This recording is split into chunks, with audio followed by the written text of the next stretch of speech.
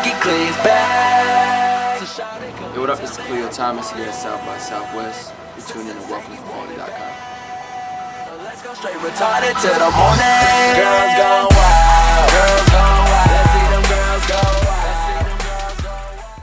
Khleo the artist is a person who's been musically influenced his whole life.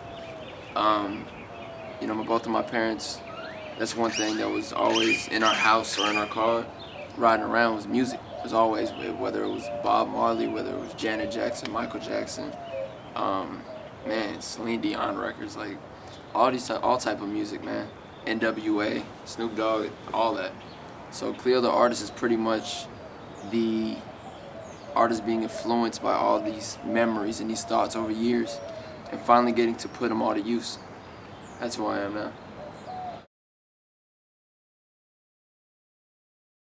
The music journey is something that a lot of people don't know. Music has always been there. It's always been something that I've been passionate about doing. I was just always under the radar doing it. A lot of people think that my first, even interaction with music was, being on Scream Tour with Bow Wow, and that's not the truth, actually. Holes was my first breakout film. I wrote the theme song for that film. But not only that, right after Holes, I actually started doing my own performances. I actually got right in the studio with my uncle, Al Smith, in Stockton, California. And I just got to write my own music, record my own songs, and I was performing by myself out there on the road. So from that was pretty much the basics. That was pretty much the start of all my music things. And, then got to hook up with Bow when we shot Roll Bounce together. And we got to go on Scream Tour, the Wanted Tour, the We Ain't Done Yet tour together. Then from there, got to go on and do the Up Close and Personal tour with Sean Kingston, his hype man for that. And yeah. I think it's definitely an advantage because I've got to see what a top-tier performer and a top-tier performance can be. I've got to see, those are things that you can't be taught or you can, you can be told how that is. But to be able to experience that early on is definitely an advantage, man. Being able to sell out arenas, 32 arenas across the nation on Scream Tour, Madison Square Garden twice. That's the mecca of everything. To be out there, 2 nights in a row, a sold-out Madison Square Garden, that's something I'll never forget. So I think it's definitely an advantage for me simply because, like I said, I know what a top-tier performance is. And, coming to now it's my movement, now it's my turn.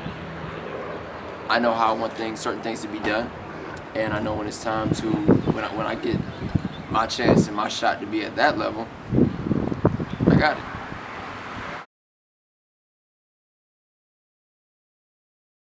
Well, when I started, when I really just said, I'm not going to wait on anyone else's word, because for a while, I was just the person, I was the artist that was waiting, hearing people's words and not getting a chance to really do, what, or they never got the chance to do what they said they were going to do. So when I finally said, you know what, I'm not waiting on anyone else no more, I'm just going to go for it. I got in my room. I started sending out emails, and started posting my email for beats, and I just started loading them up, and I just started recording. And that's how The World's a Cartoon really came about. It was really just me by myself in my room, thinking of every concept, writing every single word, and came up with a great, to Team Khleo, a classic mixtape. Like that's something that they thrive for.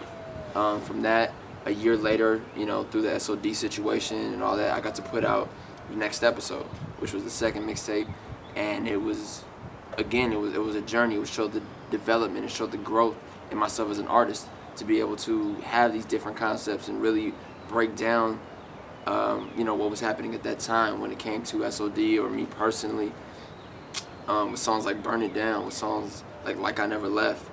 They were all something that was going on at that very point in time. 3 months later, she asking for a handout. Shoulda left her hanging, shoulda never said yes. 3 hours later, she twit picking in another dude. And then with Slick Living, the most recently, that was my shot to show that this isn't just rap. This isn't just me rapping. I'm an artist, I'm an entertainer. So I'm gonna do what an entertainer does. I'm gonna be able to branch out and reach everybody. You know, with the World's a Cartoon, the next episode, I built my fan base. I built something this strong. With Slick Living, this was meant to reach past them and grab everyone else and bring them in.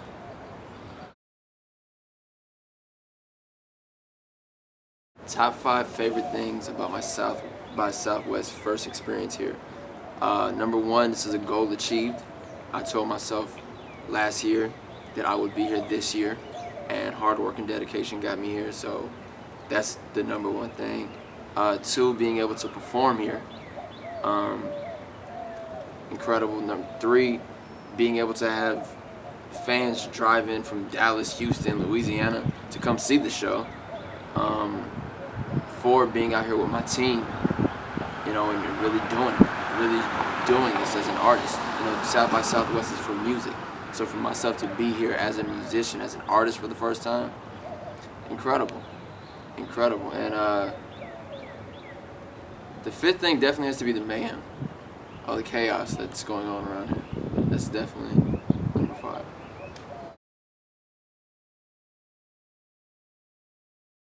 They can expect a very developed and well thought out sound, a very strategic way of the words, a very strategic way of the beats, because, you know, my CEO Lex doesn't let me get in the studio and record something unless he knows for sure that it's going to be exactly what it's supposed to be.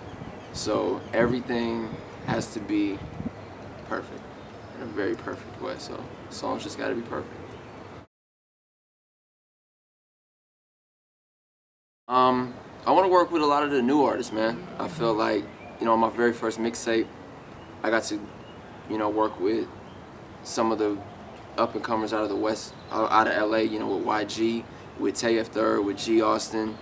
You know, that was on my very first mixtape. And you know, congratulations to all of those guys, especially YG, for having such a great year. Now that it's my turn to really just go, you know, I'm looking forward to working with a lot of the new up-and-comers. Like, I really want to work with T Mills. I really want to work with T Lanes. The Weeknd would be a dope project. Yeah, there's a couple of them.